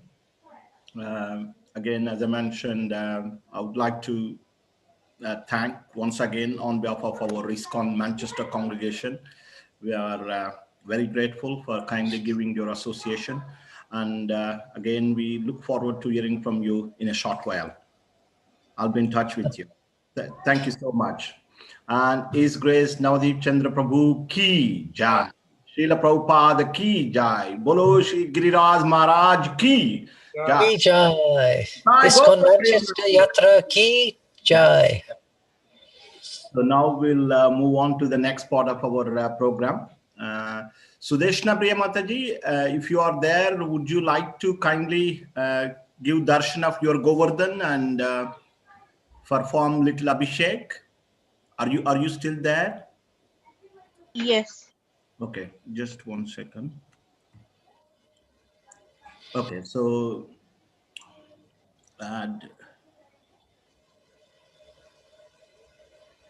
wow, there you go, darshan of Govardhan. Bolo Shri Giriraj Maharaj ki jai.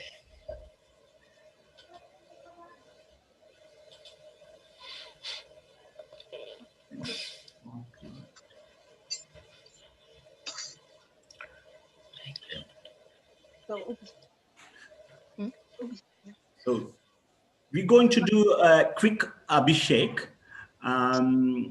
Could I ask maybe Navdeep Chandra Prabhu, if you are not if you're not leaving us now, would you mind leading us 5 minutes Kirtan? 5 minutes I can do, yes.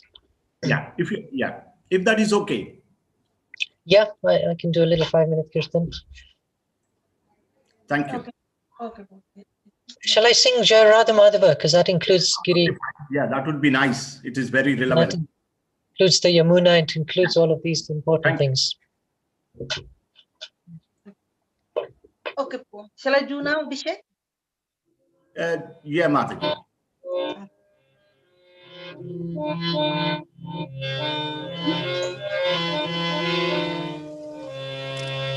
Jai Radha Madhava Kunja Bihari Jai Radha Madhava Kunja Bihari Jai Radha Madhava Kunja Bihari.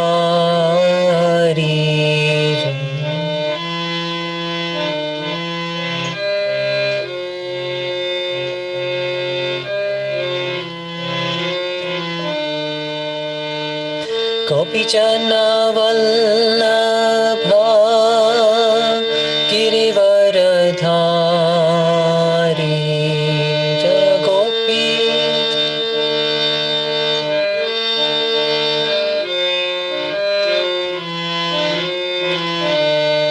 Jaya Gopi Jana Vallabha Girivaradhari Gopi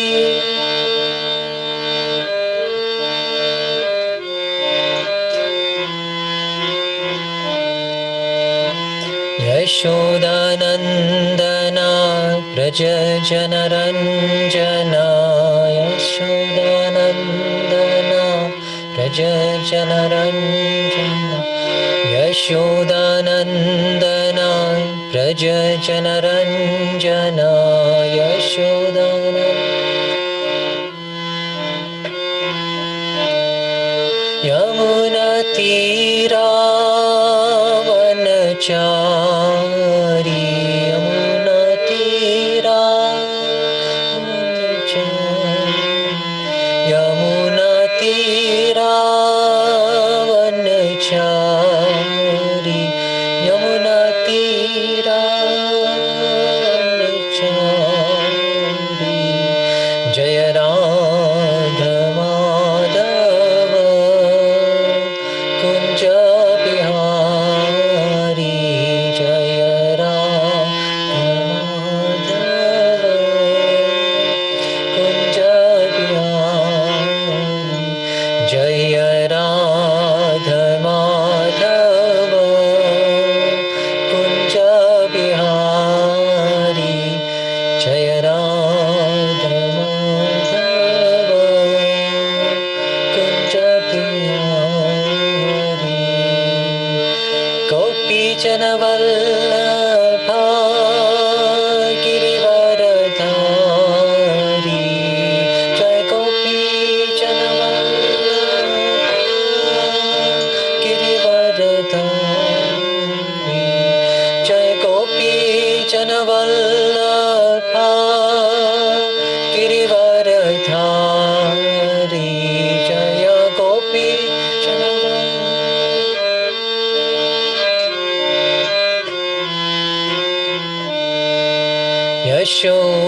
Yashodanandana Braja Janaranjana Yashodanandana Braja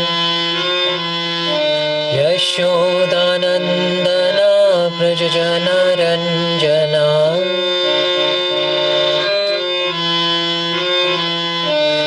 Yamuna Tira Vanachari Yamuna Tira Vanachari Yamuna Tira Vanachari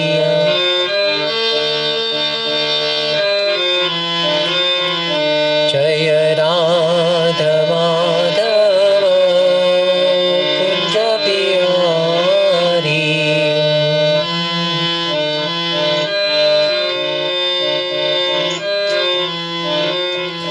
Jaya Radha Madhava Kunja Bihari Jaya Radha Madhava Kunja Bihari Hare Krishna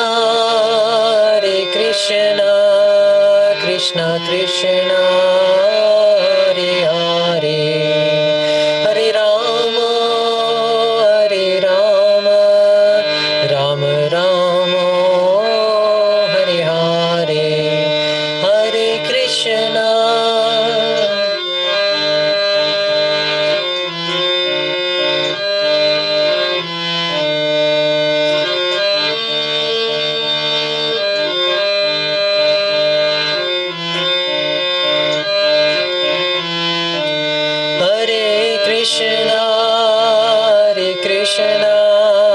Krishna Krishna Hare Hare Hare Rama Rama Rama Hare Hare Hare Krishna Krishna Krishna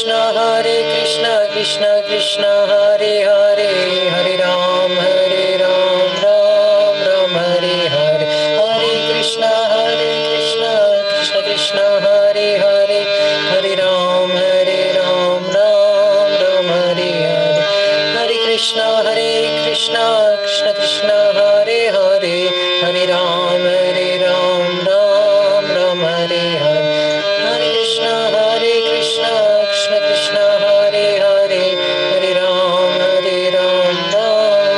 Hare. Jaya Giri Govardhan, Jaya Giri Govardhan, Jaya Giri Govardhan, Jaya Giri Govardhan, Jaya Giri Govardhan, Jaya Giri Govardhan, Jaya Giri Govardhan, Jaya Giri Govardhan, Jaya Giri Govardhan, Jaya Giri Govardhan, Jaya Giri Govardhan, Jaya Giri Govardhan, Jaya Giri Govardhan, Giri Govardhan, Giri Govardhan, Jaya Giri Govardhan. Shri Giriraj Maharaj ki. Thank you so much, Navdeep Chandra Prabhu, for that wonderful singing, and Sudeshna Prem Mataji and family for giving a wonderful, very wonderful darshan. Yes, beautiful. Right in front of Govardhan in Vrindavan.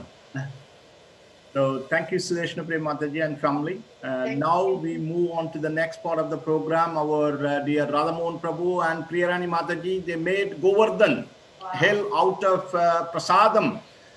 So they will be giving darshan, and we will also be having Harthi ceremony. So thank you very much. Let's see now. Radhamohan Prabhu, when you are ready, you can open your camera. Hare Krishna, Prabhuji. Hare Krishna.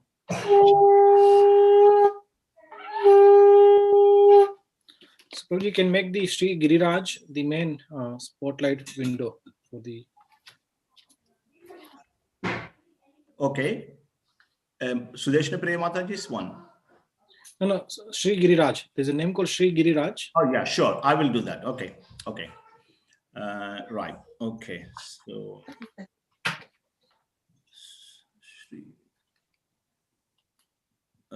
replace spotlight. Done? Jai Shri Giriraj Maharaj ki. Right. Wow.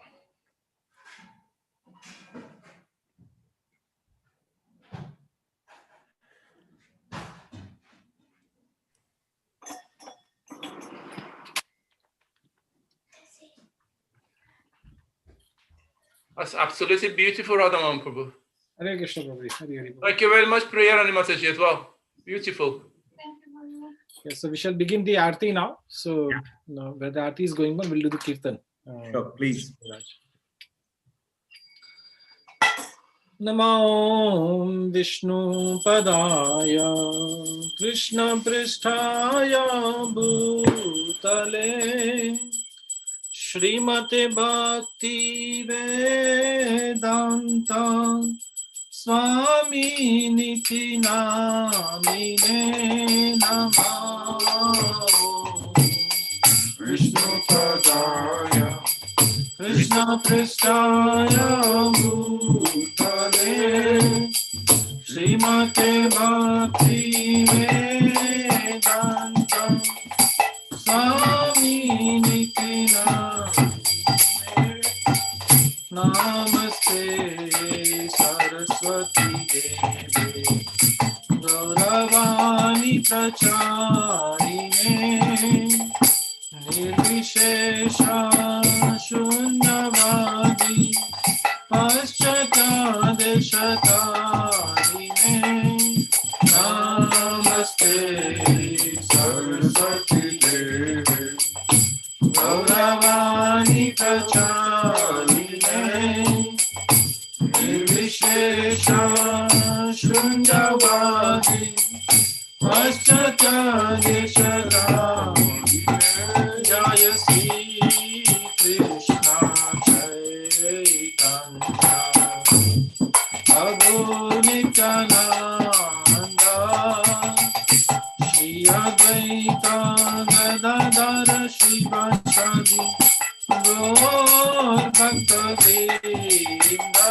Jaya Shri Krishna Chaitanya, Prabhu Nityananda, Shri Advaita Gadadhara Shivasadi, Gaur Bhakta Vrinda, Jaya Shri Krishna Chaitanya, Prabhu Nityananda, Shri Advaita Gadadhara Shivasadi, Gaur Bhakta Vrinda, Jaya Shri Krishna Chaitanya, Prabhu Nityananda, Shri Advaita Gadadhara Shivasadi, Gaur Bhakta Vrinda, Jaya Shri Krishna Chaitanya, Prabhu Nityananda, Shri Advaita Gadadhara Shivasadi, Gaur Bhakta Vrinda, Jaya Shri Krishna Chaitanya, Prabhu Nityananda, Shri Advaita Gadadhara Shivasadi, Gaur Bhakta Vrinda. Hare Krishna, Hare Krishna, Krishna Krishna, Hare Hare, Hare Rama, Hare Rama, Rama Rama, Hare Hare, Hare Krishna, Hare Krishna, Krishna Krishna, Hare Hare, Hare Rama, Hare Rama, Rama Rama, Hare Hare, Hare Krishna, Hare Krishna, Krishna Krishna, Hare Hare, Hare Rama, Hare Rama, Rama Rama, Hare Hare, Hare Krishna,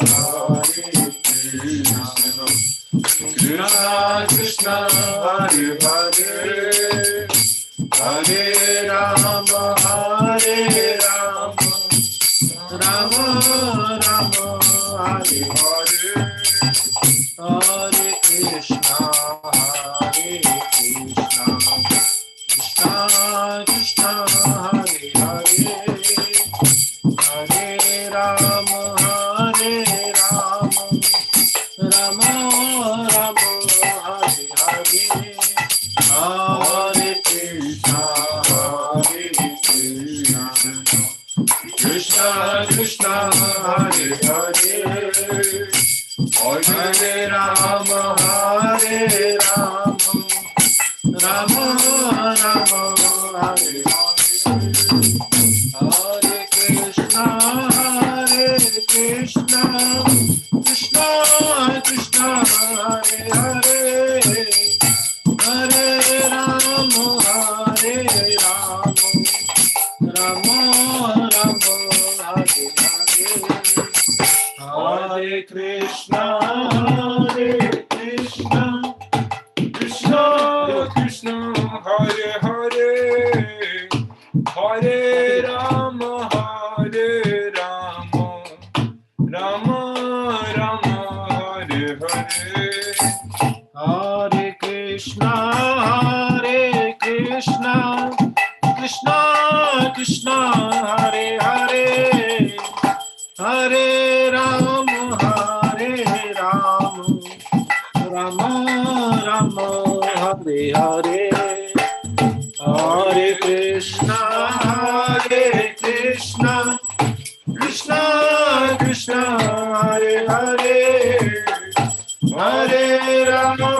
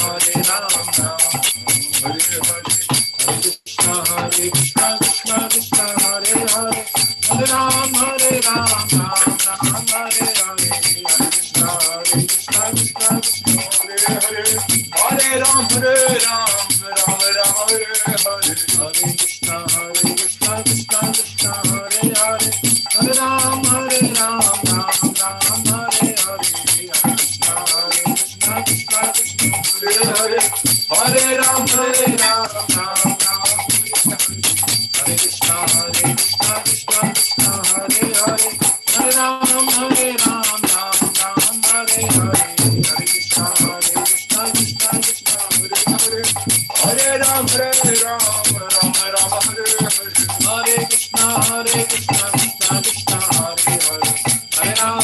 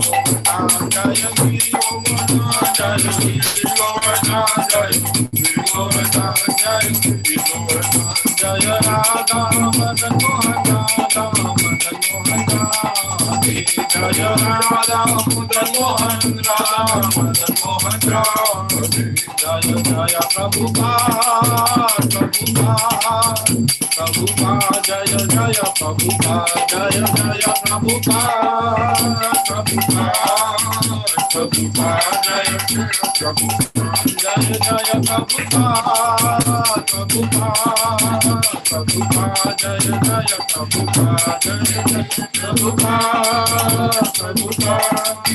Prabhupada Jaya Jaya Prabhupada Jaya Jaya Prabhupada Prabhupada Prabhupada Jaya Jaya Prabhupada Jaya Jaya Prabhupada Prabhupada Prabhupada Jaya Jaya Prabhupada Nitai Gora Hari Bol Hari Bol Hari Bol Nitai Gora Hari Bol Nitai Gora Hari Bol Hari Bol Hari Bol Nitai Gora Hari Bol Nitai Gora Hari Bol Hari Bol Nitai Gora Hari Bol Nitai Gora Hari Bol Hari Bol Hari Bol Nitai Gora Nitai Gora Hari Bol Hari Bol Hari Bol Nitai Gora Hari Bol Nitai Gora Hari Bol Hari Bol Hari Bol Nitai Gora Hari Bol Hari नाम संकीर्तन की जय प्रभुपाद की जय कुमारंदे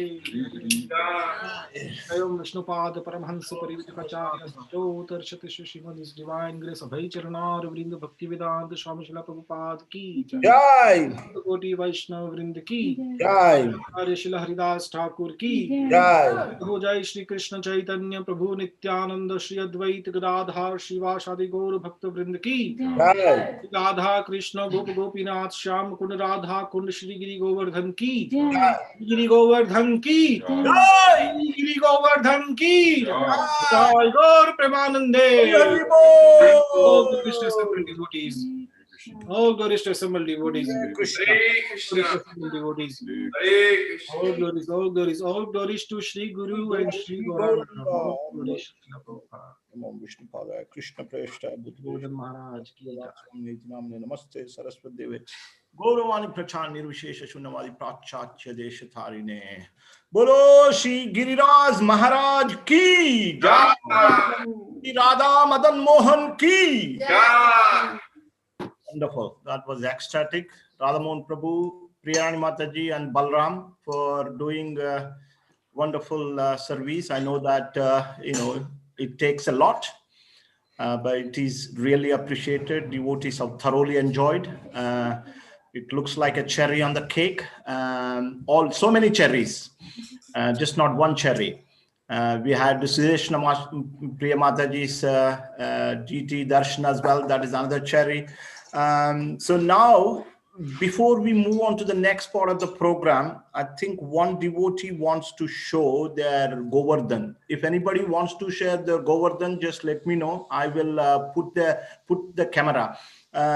Is that Madhavi Mataji who wanted to show her Govardhan? SK Das. Who is SK Das? Yes.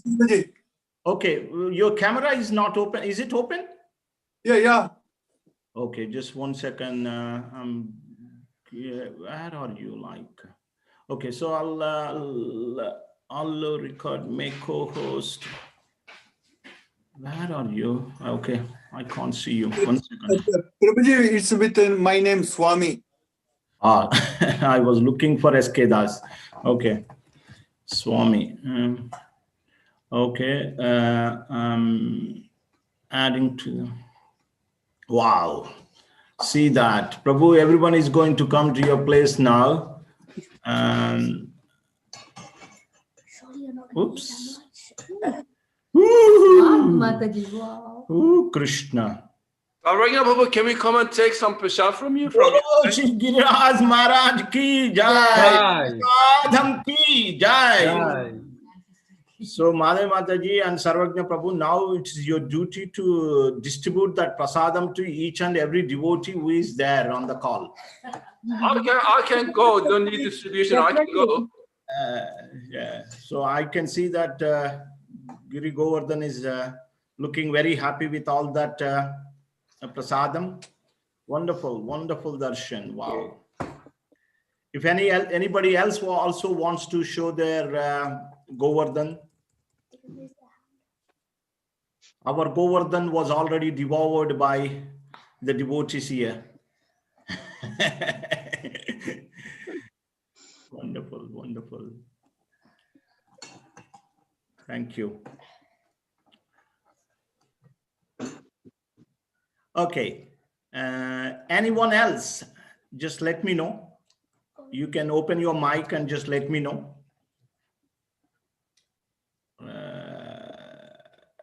Right. I'm just getting back here.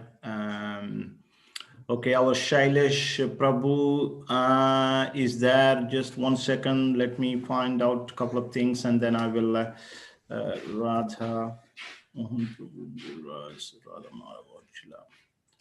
Okay, add, replace spotlight.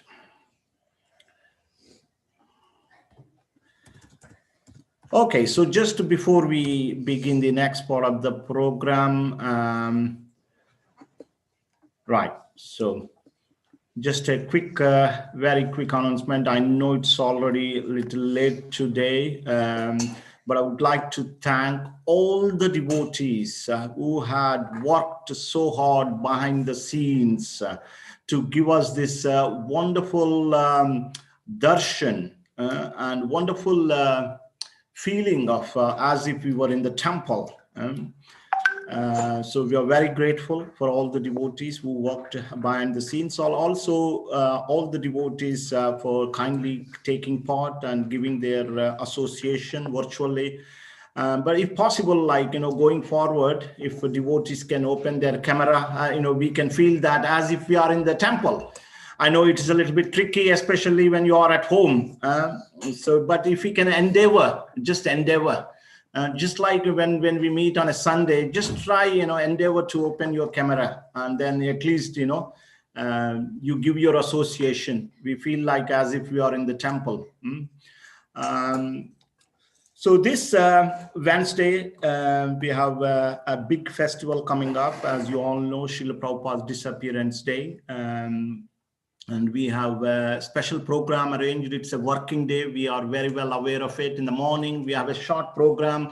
We're going to start the day with the Guru Puja at 7 o'clock in the morning. So you can take darshan of this Harti that will be broadcasted from the temple. And there will be class by Prabhupada, short class in the morning. And in the afternoon, we will be doing bhog offering to Srila Prabhupada. That won't be broadcasted here, but just one family is going and doing the bhog offering to Srila Prabhupada and Radha Gokunlanda Panchatattva. And in the evening, we have a dedicated program starting from 6:45. We will start with Kirtan and Pushpanjali. Pushpanjali, followed by at 7:20, there will be a special Harti ceremony to Prabhupada from the temple. Pushpanjali will also be from the temple, and we have special guests. They are very, very relevant to us. Is Krishna Dharma Prabhu and Chintamani Mataji. They actually stayed in Manchester for many years. So they agreed to give a class. And we will have a class by them and end the program with Damodarashtakam prayers. So I kindly request all of you to kindly take advantage of this wonderful festival, like celebrating Disappearance Day of Srila Prabhupada is very, very dear to us, very important. So I request that please take time out, just make sure you are available and you don't want to miss this wonderful opportunity. So that's it from me. And now the Damodarashtakam prayers. Our Bhakt Shailesh is ready. Let me just share the screen. We can read it out.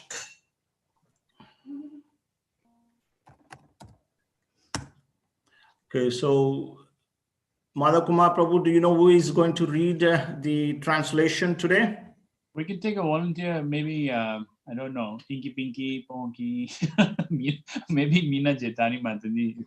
You can read. Okay, Meena Jetani Mataji. Okay, that's good. Yes, sure. Thank Haribol. you. Yeah, just give me one moment. Yeah. Just the translations, right? That's right. Yes. Thank you. Haribol.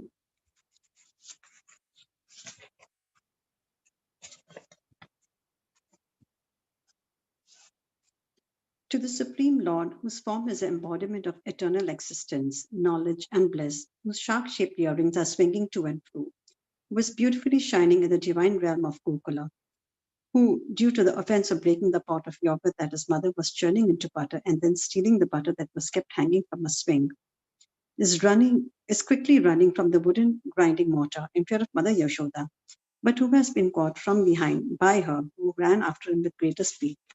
To that Supreme Lord, Sri Damodara, I offer my humble obeisances. Seeing the whipping stick in his mother's hand, he is crying and rubbing his eyes again and again with his two lotus hands. His eyes are filled with fear, and the necklace of pearls around his neck, which is marked with 3 lines like a conch shell, is shaking because of his quick breathing due to crying. To this Supreme Lord, Sri Damodara, whose belly is bound not with ropes but with his mother's pure love, I offer my humble obeisances. By such childhood pastimes as this, he is drowning the inhabitants of Gokula in pools of ecstasy and is revealing to those devotees who are absorbed in knowledge of his supreme majesty and opulence that he is only conquered by devotees whose pure love is imbued with intimacy and is free from all conceptions of awe and reverence. With great love, I again offer my obeisances to Lord Damodara hundreds and hundreds of times. O Lord, although you were able to give all kinds of benedictions, I do not pray to you for the boon of impersonal liberation, nor the highest liberation of eternal life in Vaikuntha, nor any other boon which may be obtained by executing the 9 processes of bhakti. O Lord, I simply wish that this form of yours as Balagopala in Vrindavan may ever be manifest in my heart. For what is the use to me of any other boon besides this? O Lord, your lotus face, which is encircled by locks of soft black hair tinged with red, is kissed again and again by Mother Yashoda, and your lips are reddish like the bimba fruit. May this beautiful vision of your lotus face be ever manifest in my heart. Thousands and thousands of other benedictions are of no use to me. O Supreme Godhead, I offer my obeisances unto you, O Damodara, O Ananta, O Vishnu, O Master, O my Lord, be pleased upon me. By showering a glance of mercy upon me, deliver this poor ignorant fool who is immersed in an ocean of worldly sorrows and become visible to my eyes. O Lord Damodara, just as the 2 sons of Kuveda, Manigriva and Nalakubara, were delivered from the curse of Narada and made into great devotees by you in your form as a baby tied with rope to a wooden grinding mortar, in the same way, please give to me your own prema bhakti. I only long for this and have no desire for any kind of liberation. O Lord Damodara, I first of all offer my obeisances to the brilliantly effulgent rope which binds your belly.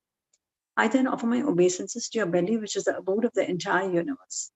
I humbly bow down to your most beloved Srimati Radharani, and I offer all obeisances to you, the Supreme Lord, who displays unlimited pastimes. Jai Shri Radha Damodar ki Jai.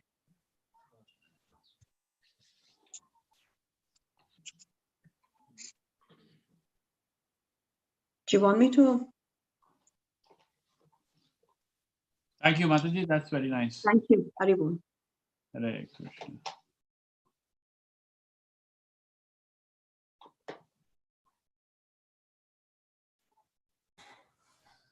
We can't hear anything, Madhakumar Prabhu, yet.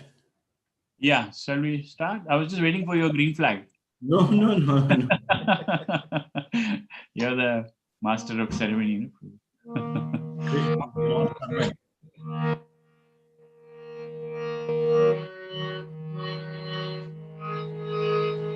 Audio okay? Yeah, fine. Absolutely fine.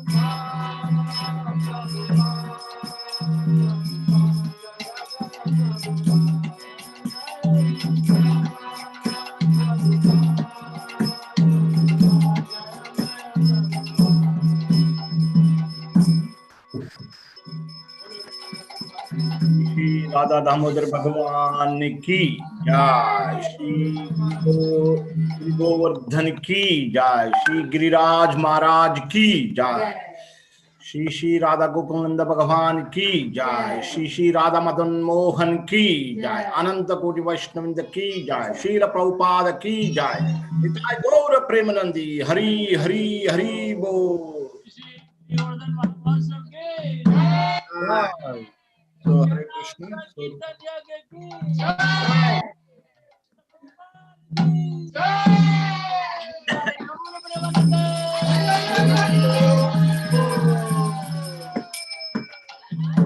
Devotees are intoxicated, it seems. With kirtan, with festival, with darshan, they are intoxicated. Haridev. Good. So thank you all. I know that it is little over time, but Krishna is the controller. We are not the controller. I thought I would finish everything by 2 o'clock, but Krishna definitely, Giriraj proved himself the controller. So nothing is in our hand, but it was a wonderful program. A number of devotees have worked very hard.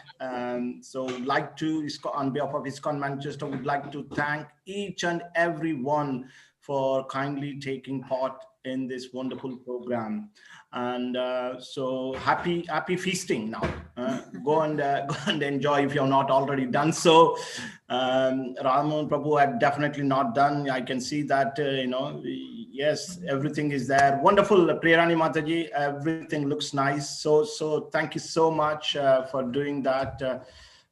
Feel like we are in Vrindavan now. Thank you all. And shall see you on Wednesday for Prabhupada's Disappearance Day. Please do make sure you do attend this wonderful program of Prabhupada's Disappearance Day. Hare Krishna, Vaishnavebhyo Namo Namaha. Hare Krishna. Hare Krishna, everyone. Hare Krishna. Hare Krishna. What a beautiful festival. Hare So Krishna. nice. Hare Krishna. Haridev Maharaj. Koti Vaishnavinda ki jai.